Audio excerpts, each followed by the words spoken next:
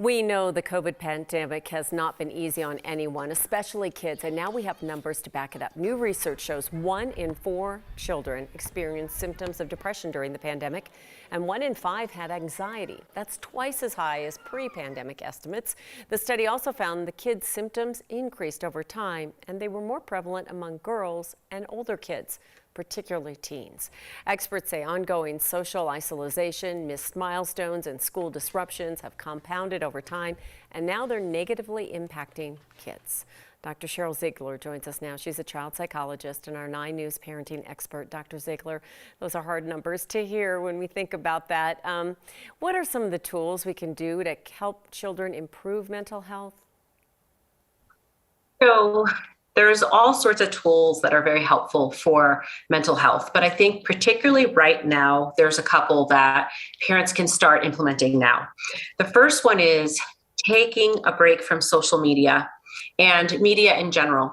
So that is really important because right now there's a lot of news. We're kind of going through a new wave of COVID. There's a lot of dire information. Kids are actually really scared about the Delta variant, and they're also really scared, the ones that are under 12 years old, and they are worried about all sorts of things. So now there's even a divide among children because teenagers have to go through that battle of should I get the vaccine, and then younger kids can't get them. So I would just say the first thing is really limit the social media that you're getting, figure out the sources and are they, helpful or not, and just truly take actual breaks. And also think about who you're following and really make a decision about whether you think that's good for you or not. So I can't really underscore that a lot. It's very correlated to poor mental health outcomes, the more social media input that you get.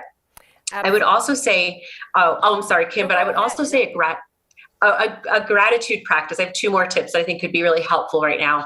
One of them is a gratitude practice. And that just means that studies actually show that every day, no matter how hard it is, if you can find the silver lining, something to be grateful for, something to really say out loud, share with somebody else, write it in a journal, it isn't just a feel-good kind of thing. It actually reduces blood pressure, reduces depression, increases self-esteem, and actually starts to shift your mindset where you start looking for good things. Even if the whole day felt really tough, you say to yourself, well, I'm practicing this gratitude thing, so what can I look for? And it really is impactful. And so I've really encouraged people to start that practice in whatever way is comfortable for them as a family. And the last thing I would say is that sleep is so important right now for mental health. So the more we know that during this pandemic, everybody has consumed more screen time, more, watching streaming channels, those kind of things. And so the more people can start to get into the habit of protecting their sleep and getting into sort of a sleep hygiene routine, the better off their mental health actually is.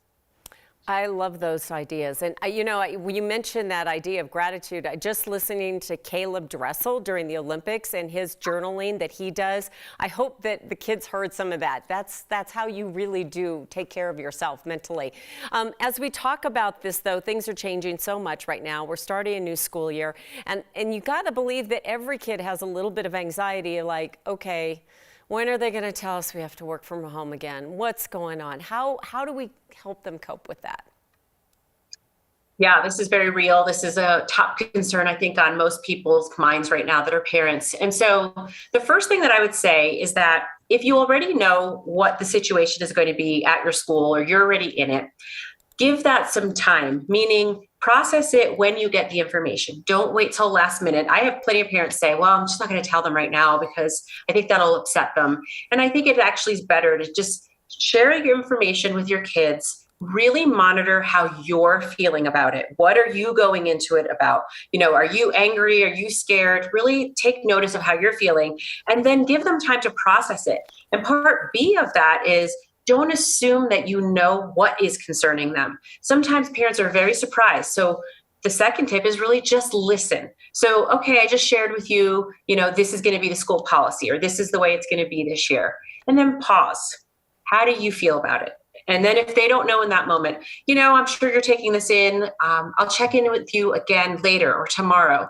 But really just try to listen, because sometimes we instill our fears onto them and they may have totally different concerns. So just give that space to listen. And the last piece is that whenever you can, give them as many choices as possible. Right now, many of us feel like we have very limited choices. So whenever possible, whether that's just simple as dinner, what they're going to wear, music they're going to listen to in the car, just give them choices. Yeah, just another school year that's unlike any other. I mean, goodness, we already have enough on our plates. All right. Thank you, Dr. Ziegler. We appreciate it. Thank you.